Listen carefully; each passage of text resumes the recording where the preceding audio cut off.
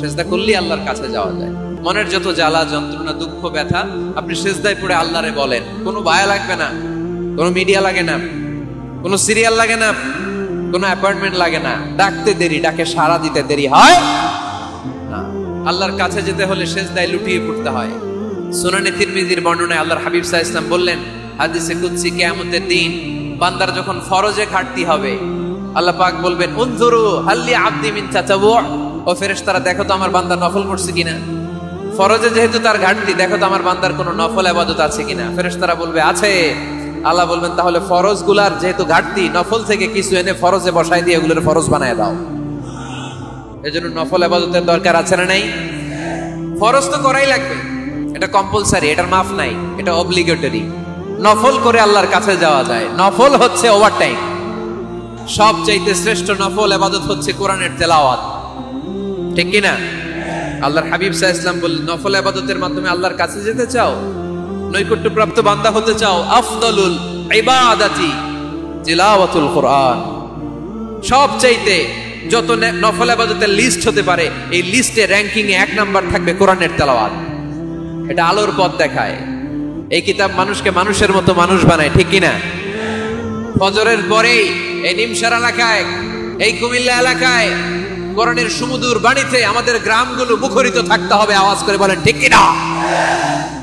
একটা সময় ছিল আমার বাংলার ৬৮,০০০ গ্রাম থেকে ফজরের পর কোরআনের ধ্বনি শোনা যেত। ৬৮,০০০ গ্রাম থেকে মক্তবগুলো থেকে আল্লাহর বাণী শোনা যেত।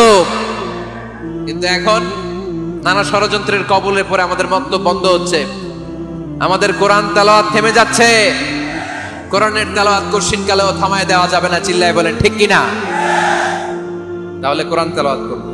২ নাম্বার, তাহাজ্জুদের সালাত করব। হুজুর ফজরই পড়তে পারি না, যে ফজর পড়ে তার জন্যই না তাহাজ্জুদ, ঠিক কি না?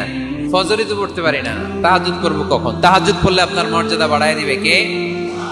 রব্বুল আলামিন বলেন, ওয়া মিনাল লাইলি ফাতাহাজ্জাদ বিহি নাফিলাতাল লাকা আসা আইয়াবা'সাকা রাব্বুকা মাকামান মাহমুদা। তাহাজ্জুদের নামাজ যারা পড়বে তাদের মর্যাদা বাড়িয়ে দেয় কে? কারণ ওই মুহূর্তে আল্লাহ প্রথম আকাশে নেমে আসেন আর ডাকে, আলা মিন মুস্তাগফিরিন আগফিরালা, কার ক্ষমা দরকার ক্ষমা চা, ক্ষমা করে দেব। আলা মিন মুস্তাকসিন আকসুলা, কার খাবারের দরকার পোশাকের দরকার চাও, দিয়ে দেব। চাও, কার কি লাগবে চাও, আমি দিয়ে দেব। এজন্য শেষ রাতের দোয়া আল্লাহ কবুল করে। এই যে রমজান আসতেছে না সামনে, রমজানে তাহাজ্জুদ পড়ার একটা সুবর্ণ সুযোগ। কারণ সাহারি খাওয়ার জন্য তো ওঠাই লাগে, একটু তাহাজ্জুদের অভ্যাস করব আমরা। রাজি আছি তো সবাই?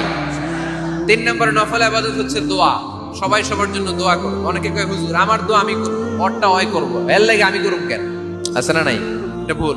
নিজের জন্য করবেন, অন্যের জন্য করবেন। মা মিন আবদিন মুসলিম ইয়াদউ লি আখিহিল মুসলিম ইল্লা ক্বালা লাহুল মালাকু ওয়া লাকা বিমিসলিন। কোন বান্দা যখন তার ভাইয়ের জন্য দোয়া করে, ফেরেশতারা বলে, আল্লাহ এই দোয়াটা যে দোয়া করছে আগে তার জন্য কবুল করে নাও।